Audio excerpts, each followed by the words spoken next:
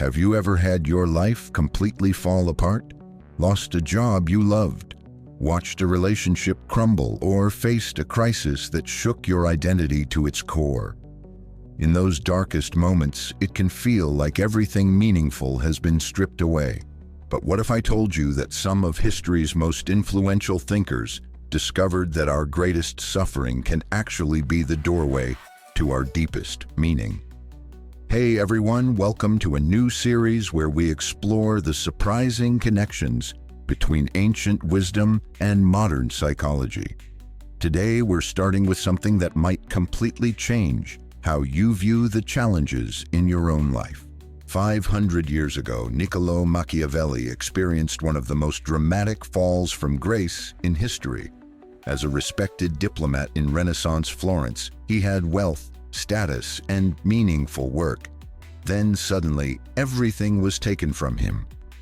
When the government was overthrown, Machiavelli was arrested, brutally tortured, and exiled from the city he loved. He lost his career, his social position, and his sense of purpose. Alone and broken, he faced the ultimate question: how do you find meaning when everything you valued is gone? Fast forward to the 20th century, and a young psychiatrist named Viktor Frankl faced an even more extreme version of this question. As a Jewish doctor in Nazi-occupied Austria, he was sent to multiple concentration camps, including Auschwitz. He lost his parents, his pregnant wife, and nearly everything that defined his identity. Surrounded by unimaginable suffering and stripped of all dignity, Frankl confronted the most profound challenge possible: how to find meaning in the face of senseless cruelty and loss. What's absolutely fascinating is that despite being separated by almost 500 years, both men came to strikingly similar conclusions about how humans can transform suffering into meaning. And their insights aren't just philosophical ideas, they're practical strategies for resilience that you can apply in your own life. Whether you're facing a career setback, personal loss, or any situation where you feel like life has pulled the rug out from under you. Let's start with Machiavelli's story, because it contains a surprising twist that most people don't know. We usually think of Machiavelli as this cold, calculating political advisor who wrote The Prince, often considered the ultimate guide to ruthless power politics. But that's missing the bigger picture of who he really was and the incredible transformation he underwent through his suffering. Before his fall from power, Machiavelli was a dedicated civil servant who deeply believed in the Florentine Republic. His identity was completely wrapped up in his role as a diplomat. When he was suddenly imprisoned, tortured, and then exiled to a small farm outside the city, he didn't just lose his job, he lost his entire sense of purpose and meaning. In letters to his friend Francesco Vittori, Machiavelli described his depression and sense of uselessness. He wrote about how he would wake up before dawn, catch birds in the forest, and then spend his afternoons at a local tavern playing cards with the innkeeper, a butcher, and 2 bakers. A far cry from his former life, discussing politics with Florence's elite. "I have sunk so low," he wrote, "that everyone disregards me." This is the critical moment in Machiavelli's story, the point where he could have been consumed by bitterness and despair. Instead, he made a remarkable choice that would not only transform his own life, but influence political thinking for centuries to come. In the evening, after his day of menial activities, Machiavelli would return home, change into formal robes, and enter his study. There he would commune with the great minds of history through their books, engaging in what he called conversations with the ancients. In this space, he found a new kind of meaning, not through external validation or position, but through intellectual engagement and creation. It was during this period of exile and apparent failure that Machiavelli wrote The Prince, along with other works that would establish him as one of the founding fathers of modern political science.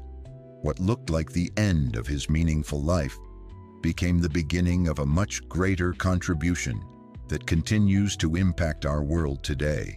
Now, let's jump to Viktor Frankl in the Nazi concentration camps. In his memoir, Man's Search for Meaning, Frankl described how he observed that in those extreme conditions, it wasn't necessarily the physically strongest who survived. Rather, it was those who found some meaning in their suffering, those who maintained a reason to live despite unimaginable hardship. Frankl wrote, "Those who have a why to live can bear almost any how." This insight became the foundation of his psychological approach called logotherapy, centered on the belief that the primary motivational force in humans is not pleasure or power, but the search for meaning. Like Machiavelli, Frankl's greatest contribution emerged directly from his suffering. His experience in the camps transformed his theoretical ideas into lived wisdom that has helped millions of people find meaning in their own struggles.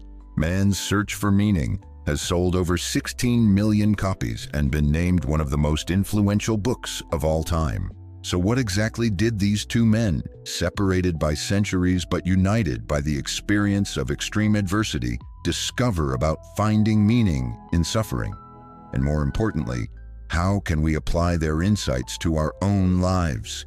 The first key insight they shared was this: meaning isn't something you find externally. It's something you create through how you respond to your circumstances. Both men faced situations where everything external was taken from them, yet both discovered that their internal freedom to choose their response could not be taken away. Frankl put it beautifully when he wrote, "Everything can be taken from a man but one thing, the last of the human freedoms, to choose one's attitude in any given set of circumstances, to choose one's own way." This isn't just inspirational talk. It's a profound psychological insight about how meaning works. Machiavelli demonstrated this same principle when he chose to transform his exile into a period of deep reflection and creation. He wrote to his friend, "When evening comes, I return home and enter my study. I enter the ancient courts of the ancients and am welcomed by them.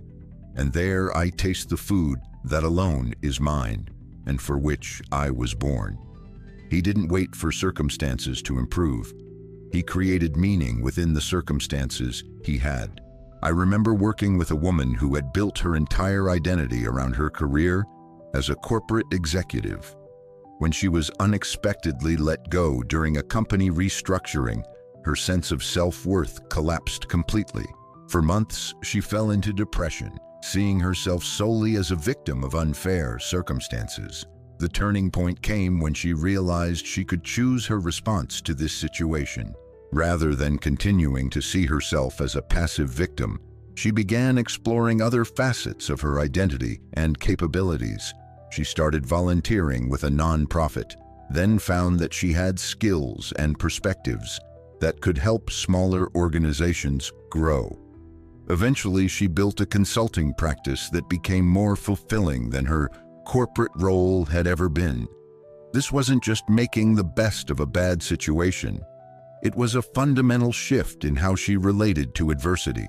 Like Machiavelli and Frankl, she discovered that meaning isn't dictated by external circumstances, but created through our response to them. The second major insight both men shared was that suffering becomes more bearable when we see it as meaningful rather than senseless. Both Machiavelli and Frankl found ways to frame their suffering as serving a greater purpose, which dramatically altered their experience of that suffering. Frankl observed in the camps that suffering ceases to be suffering at the moment it finds a meaning, such as the meaning of a sacrifice. He noted that people could endure almost unimaginable hardship if they believed it served some larger purpose or protected something they valued. Machiavelli similarly transformed his suffering by seeing it as the necessary condition for creating his greatest work. He came to view his exile not as a meaningless punishment, but as the crucible that allowed him to develop insights that would have been impossible from within the government. He wrote that his exile gave him a perspective that those still in power could never have: the ability to see political systems from both the inside and outside. I worked with a man who suffered a spinal cord injury in an accident that left him paralyzed from the waist down. The first year after his injury, he was consumed by anger and despair, seeing his situation as nothing but senseless tragedy. The transformation began when he started mentoring newly injured patients at the rehabilitation center. By helping others navigate the emotional and practical challenges he had faced, his own suffering took on new meaning. It became the source of wisdom and empathy that allowed him to reach people in ways no able-bodied person could.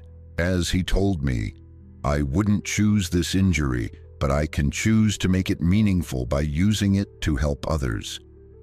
This shift in perspective didn't eliminate his difficulties, but it transformed his relationship to them. The third crucial insight both Machiavelli and Frankl discovered is that adversity often reveals depths of meaning that prosperity conceals. Both men found that their moments of greatest suffering stripped away superficial concerns and brought them face to face with what truly mattered. For Frankl, the concentration camps reduced life to its barest essence. In that extreme environment, he observed that small moments of beauty, connection, or dignity took on enormous significance. He described how a sunset glimpsed through barbed wire or an act of kindness from a fellow prisoner could provide profound meaning even amidst horror. Machiavelli similarly found that his exile stripped away the distractions of politics and social position, allowing him to focus on what he truly valued: the life of the mind and the creation of work that would outlast him. What initially seemed like a punishment became the condition for his greatest achievement. I remember working with a successful entrepreneur who had built her business with single-minded focus, often at the expense of personal relationships and well-being.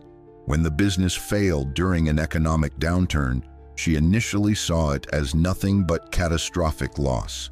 Yet as she rebuilt her life, she described the failure as the worst thing that ever happened to me. The crisis had forced her to confront questions about what truly mattered to her, beyond achievement and status.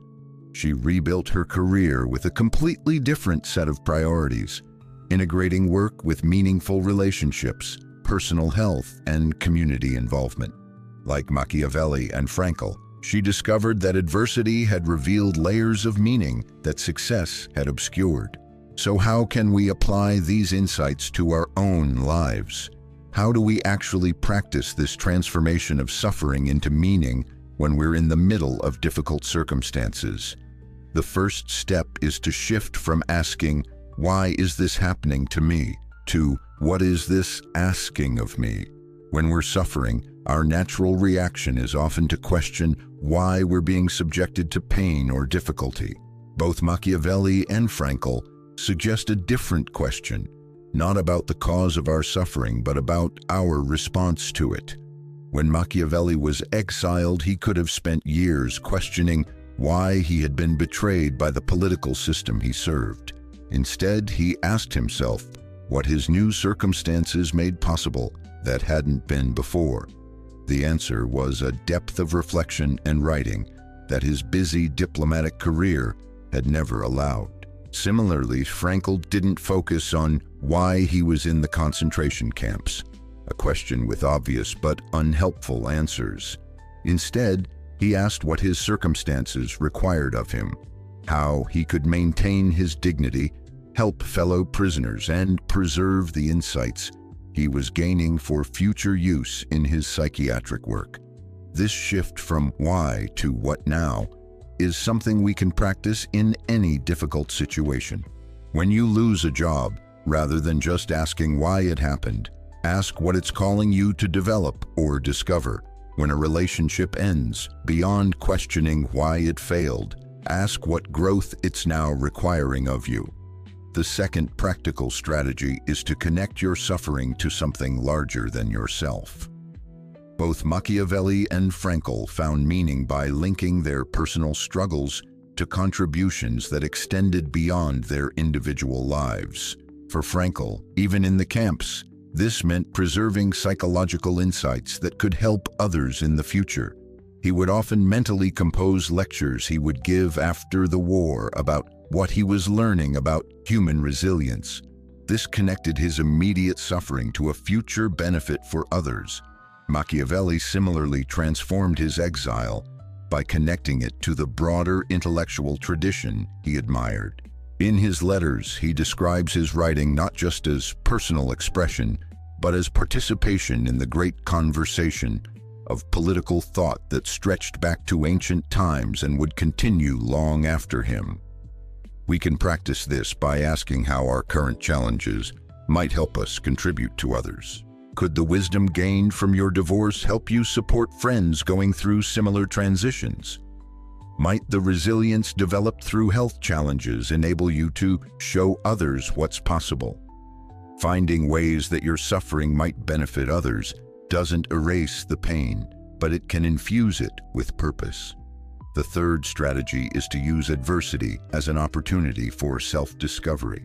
Both Machiavelli and Frankl found that their darkest moments revealed strengths, values, and capacities they might never have discovered otherwise. Frankl observed that the extreme conditions of the camps revealed the full range of human potential, both the depths of cruelty and the heights of compassion and dignity. On a personal level, he discovered inner resources he hadn't known he possessed. Machiavelli, forced out of his practical political role, discovered his gift for political theory and writing. What began as a way to cope with isolation became the revelation of his greatest talents. We can practice this by approaching our difficulties with curiosity rather than just resistance. What might this challenge reveal about you that you didn't know before? What strengths are developing through this struggle? What values are becoming clearer as less important concerns fall away? The fourth strategy both men exemplify is maintaining agency, even in severely constrained circumstances. Both Frankl and Machiavelli were powerless to change their external situations, but both found ways to exercise choice within those constraints. Frankl described how prisoners who maintained small daily choices, how to respond to a guard, whether to share a crust of bread with someone else, how to spend a rare, free moment, preserved their sense of humanity and meaning. These weren't grand choices, but they were expressions of inner freedom that no one could take away. Machiavelli similarly exercised choice within the constraints of his exile. He couldn't return to Florence or his government position, but he could choose how to structure his days, what to read, and most importantly, what to write. These choices became the foundation of his new identity and purpose. We can practice this by identifying the choices available to us, even in highly constrained situations. When facing a health challenge, you may not choose the treatment options, but you can choose how to communicate with doctors, how to use your good days, and how you frame the experience for yourself. In job loss, you can't control the market, but you can choose how to structure your days, what skills to develop, and how to engage with your network. The final strategy both men demonstrate is finding meaning through creative work. Both Machiavelli and Frankl transformed their suffering into written works that not only helped them personally, but became lasting contributions. Frankl's Man's Search for Meaning, written shortly after his liberation from the camps, became one of the most influential psychology texts ever published.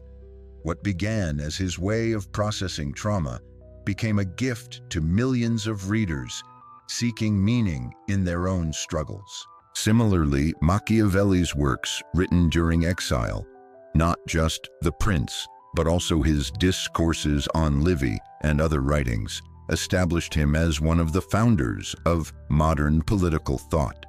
His creative response to adversity produced insights that continue to influence how we understand politics 5 centuries later. While not everyone will write books, we all have the capacity to respond creatively to our challenges. This might mean starting a blog to share insights from your experience, creating art that expresses difficult emotions, building a community group to address needs you've identified, or developing innovative approaches to problems you've faced.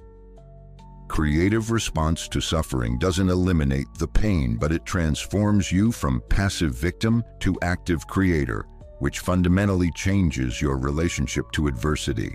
So what can we learn from these two great thinkers who, despite being separated by centuries, discovered such similar truths about suffering and meaning? Perhaps the most important lesson is that meaning isn't something we find in perfect circumstances, but something we create through how we respond to all circumstances, especially the difficult ones. This doesn't mean suffering is good or that we should seek it out.